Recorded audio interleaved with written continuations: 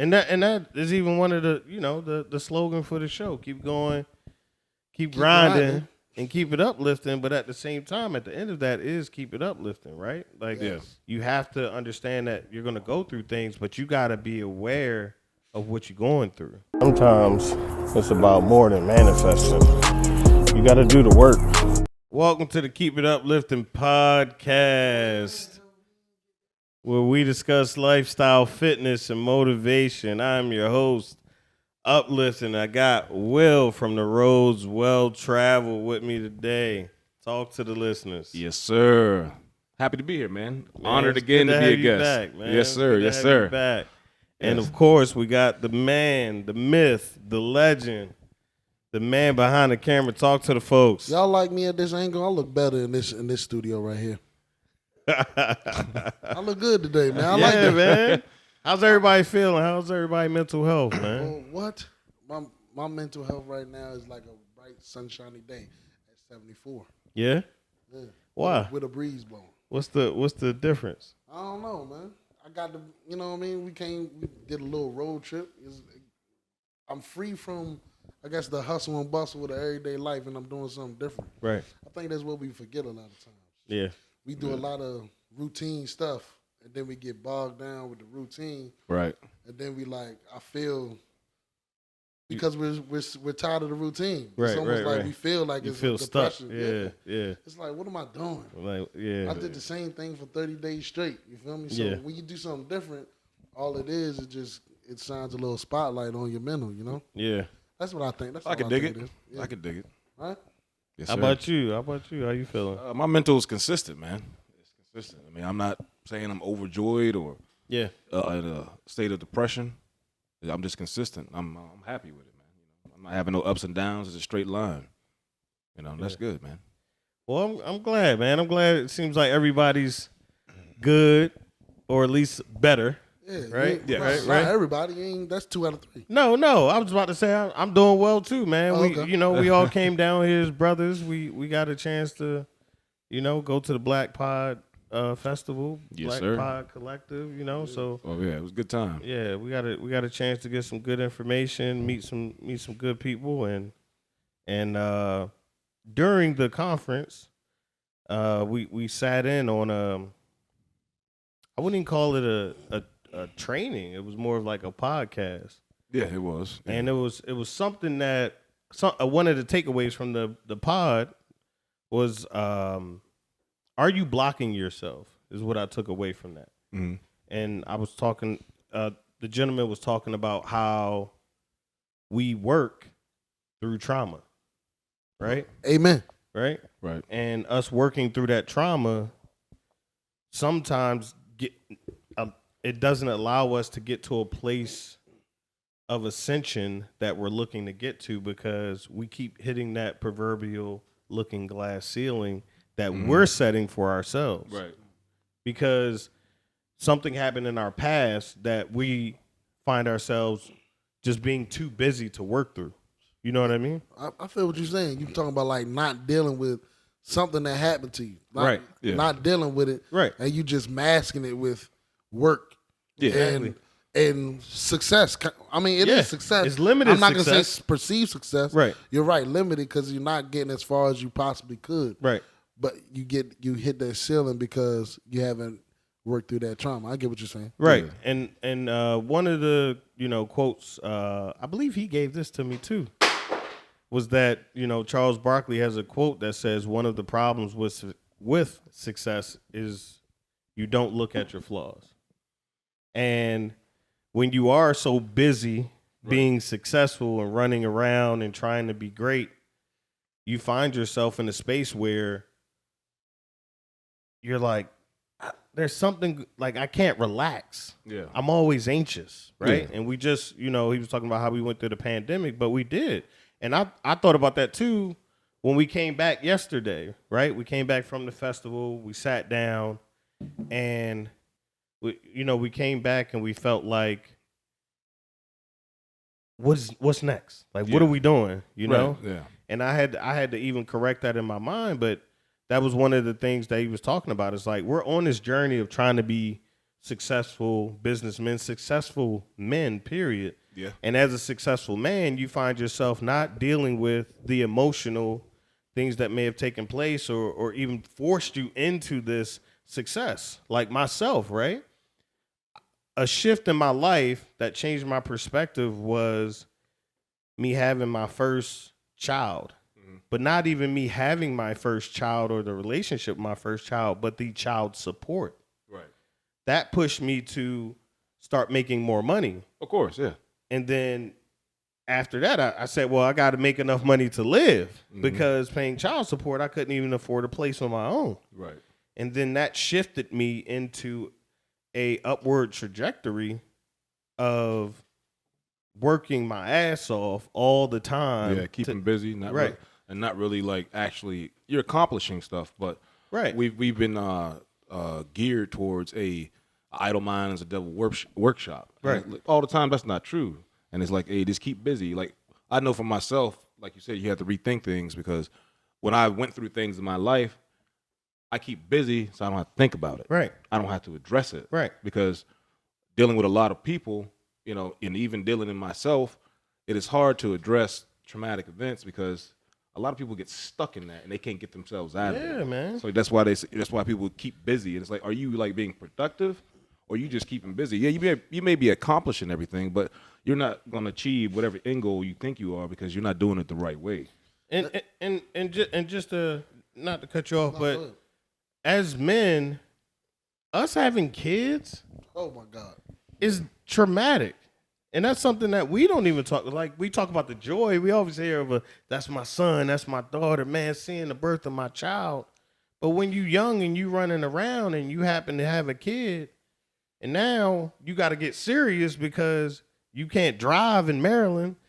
You can't, like, just financially, right? Mm-hmm. And the man's finances is his shield in life. Right. So, you know, for me, making a decent amount of money or $12 an hour or $14 an hour wasn't going to work when the child support is almost $1,000. Yeah. And that's I'm not mad at child support. I'm not sitting here getting upset or up in arms about that. But I'm saying that responsibility of that child really had an impact on me always thinking I got to be grinding.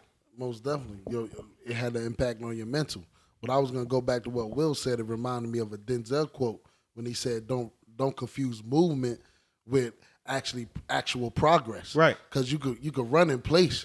Right. Yeah, you definitely can. You know, you can run in place. And I think that's exactly what we're talking about here. We talking about somebody that, hey, I had a life experience happen to me. Right. And now, instead of thinking about that, instead of dealing with that, I'm just going to keep on moving. Right. Or at least keep on looking like I'm moving. And that is even one of the, the slogan for the show. Keep going, keep grinding, and keep it uplifting. But at the same time, at the end of that is keep it uplifting, right? Like you have to understand that you're going to go through things, but you got to be aware of what you're going through. Of course. Yeah. Right. And as we all do, myself too, all three of us, we don't want to address that, you know. It's tough. It's kind of like, if you go through a breakup, you're like, forget that girl. Yeah. Whatever, man. I'm still young. Get the bag. Yeah. I'm gonna just concentrate on getting this money. Yeah. Right. Like you're saying like that's like some false reality of self-care, and it's like you're not, because when you get into that next relationship, that those events that you didn't deal with because you were keeping busy or keeping grinding, it's gonna come back up. It's gonna rear its ugly head. Into the next relationship and keep on going in a cycle. Yeah. And I like what you brought up is breakup. When a men break up, what we do? Hey, forget that. We're going to go out. We're going to go to the bar. Right. We're going to have the time of our life. Right? So think about what people do on a consistent basis. I mean, just in this country. Right. Every weekend, we're going to go out. Right. We're going to have the time of our life. We're going to do the drug we want, the alcohol we want. While we doing this, we thinking we having a great time. Right. This is our relaxation. Yeah, we releasing. Right. Yeah, you just masking. We're not dealing with what's really going on with us. That was amazing what you did. Yeah, man. And people forget that how we grew up sometimes. I'm not saying talk about anybody's parents, but a lot of the times that was lies because our parents were going through stuff, and that's how they may have got through. But we see as we get older, like you're still dealing with stuff. Exactly. Like, you know, how people say the past is the past. Right. That's not true. You have to look back in your past. Like you have to look behind you. Yeah, you may have left it, but you got to look back behind you because, as the saying goes, history repeats itself if you don't correct it. If you don't correct the problem. Most definitely. And we talk about this all the time. You have to find peace. Yeah. You know, your peace is powerful, right? Yes. You have to find peace somehow. And maybe it's through therapy, maybe it's through podcasting, maybe it's through whatever medium you choose, but you have to figure out who you can connect with to really be able to let your mind be still. Yeah. You know what I mean? Like I said, we were out, we were having a good time, we came right back here, and our mind was like, what's next? Yeah. And it's like, we just did a lot. Yeah. Calm down. Let's soak that in. Decompress. Right. You know, it's like going decompress. Good word. Right? After school, most of us, I mean, you're a busy guy, so who knows? But after school, most of us would go home and take that 30-minute nap. Or, you know, right? Right. I mean, I don't know if you did that because you a superhero. You know? We got Wolverine on here in case you guys didn't know. I take plenty of naps, man. But right, you would reset. So I think if you can allow yourself to reset and reconnect with just yourself, you'll be a better person. Because if you're going, and you start to see like, let's put it at a number, man. I'm at 130,000, and for some reason I'm stuck at 130,000, and you think I just have to work harder. Right. You work 22 hours a day. You got to move differently. Right? And then when you sit home, your mind is going for 2 hours. Right.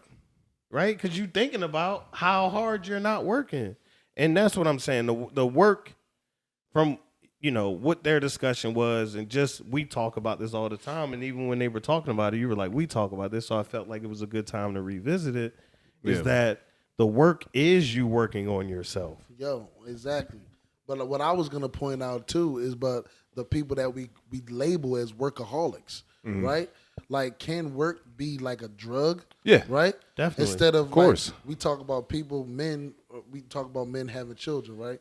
What if men have children, right? And we can't deal with our family life. So what do? We bog ourselves down at work all day. Hey, I got to work a double. Hey, corporate guy, hey, I'm working overtime. Of course. You know, do we do that, right? Yeah. And I feel as though that we as men, we don't express, you know, because we're taught be tough, don't cry, all that other stuff. And I've had to rethink my mindset because I guarantee you I could have saved a lot of relationships if I just communicated, instead of lying, because I would lie and say I got to work an extra hour, but I would drive around to clear my mind until I got home. Exactly. Like, why couldn't I just tell my woman that? You know? And create that safe space. And she would. I hope that she would understand. Right. If she didn't, then I guess it was time to move on. But I would lie, like, I got to work late, and I just be driving around. No, but I'm glad that you said that, because sometimes the driving around is the extra job, and you're saying, well, we got these kids, so I got to make this money. Right. All that would change it is you just sitting with your wife, fiance, girlfriend, whoever at the time, and giving her the opportunity to allow you the opportunity to relax when you get, hey, I need this time for me when I get home. Or, hey, you know what? I'm not coming to bed tonight because this is my time for me. Right. And I need this time for me. I was talking to a friend the other day where he was having certain feelings about, you know, what was going on with him and his relationship. And I said, you never gave her the opportunity. And if you never give her the opportunity to do what's right by you, when you tell her, hey, I'm feeling this way, she's looking at you like you're an evil person. Yeah. Because now you've already made a decision and you never got her input. Yeah. I mean, that's part of kind of what Will is saying too. It's like we as men don't allow for help. Exactly. We're under this thing is that we're under this thing that asking for help is weakness. Help is, of course, we are brought up that way. Right. And even in dealing with men when I was in the Marine Corps, you better not say you got an ankle problem. Like, yo, stop acting like a baby. Yeah. But your ankle can really, I see your bone. Right. Yo, get up and walk. We were all athletes. Right. Yeah, walk it off. Yeah. We as men need to stop that too. Like, are you really hurting? Right. I ruptured my Achilles at the basketball court, and my friend said, "Hey, tie it up, man." Yeah. I said, "Bro, it's a ruptured Achilles." He said, "You sprain your ankle, just tie it up." But think about that. You sprain your ankle, and instead of leaving the basketball court to get you some ice and tell you to rest it, the first thing we say is tie it up, man. Play it off. Yeah. It's going to hurt tomorrow, so you might as well just play it off. And that's just playing for pride. You ain't even getting paid. You wasn't KD rupturing his Achilles. Yeah. Like, you was just doing this for fun. We paying for pride, and I'm going to sprain my ankle even worse. Like, come on. Man. I think it's the world has cast so much judgment on us. We cast that same judgment on ourselves. Yeah, we do cast that judgment, and we do also cast, like, say if you came to me or you came to me with something, I'd be like, man, yo, I almost died in the hospital, yo. You ain't dealing with nothing, yo. Right. Stop crying. Right. Why can't you just come to me and I sit there and not have that judgment? Like, yo, I've been through so much. You ain't done nothing. Right. This your first breakup? Yeah. Wait till you my age. Yeah. I hope you live this long. And we definitely do that. we have friends like that, man. She ain't break your heart, man. Wait till you lose a house. Wait till you lose 5 cars and you gotta pay alimony. Or it's like you say it jokingly, try to like, uplift them, but you still putting them down. You like, yo, at least you ain't had no kid with her. Right. You be worse off than you are now. But no, Right. But you're correct because you're putting them in a space where people are acting like they can't put out what they're going through mentally. Yeah. And that's what's trapping us. And that's what's keeping us at work doing these things. And what are we talking about here? We're talking about how it's limiting our success. Yeah. We have to let these things out so that we can grow to be what we are potentially supposed to be. Exactly. Because if you minimize everything in your life, you start to live a minimum life. Of course. You know what I mean? Yeah. And, Amen. And I really truly feel that way. And I'll leave this episode with a clip from Lil Wayne where he was talking about how you should really truly measure your greatness and your success.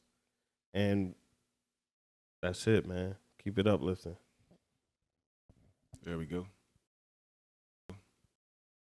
What's your favorite surprisingly deep quote from an unlikely source? Work hard. Be somebody. Be something more than what you see in the mirror. Let the world be your mirror.